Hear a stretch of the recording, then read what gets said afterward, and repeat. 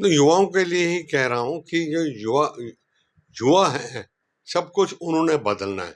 इस देश का भविष्य युवा ने ही बदलना है और हमारे पास ईश्वर की तरफ से इस समय पे युवा शक्ति सबसे ज़्यादा है पूरी दुनिया में। तो उसको अपनी एनर्जीज कंस्ट्रक्टिवली एक्टिविटी में अपना शक्ति लगानी चाहिए और देश के प्रति सोच के सब काम करने चाहिए। कोई ऐसी बात ना हो जिससे देश का नुकसान हो।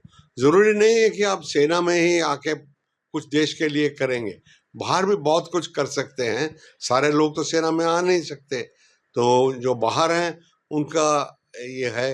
एक बड़ी चीज़ है स्किल डेवलपमेंट। आप अपने स्किल्स बढ़ाइए ताकि आपकी एम्प्लॉयबिलिटी बढ़ जाए।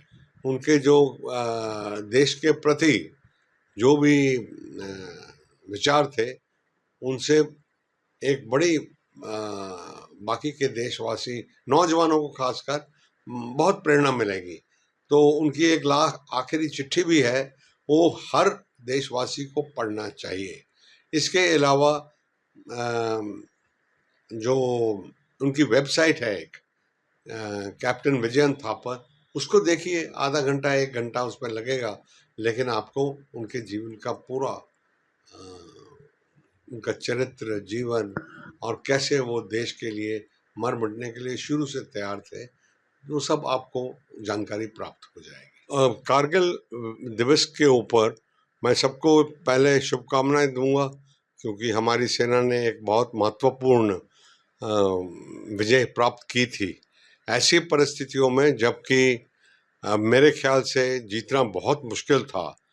लेकिन हमारे नौजवानों की हिम्मत, नौजवानों का दृढ़ निश्चय और नौजवानों की जो देश प्रेम था, सिर्फ उसकी वजह से ही हम इस बाजी को पलट सके और पाकिस्तान को मुक्की खानी पड़ी।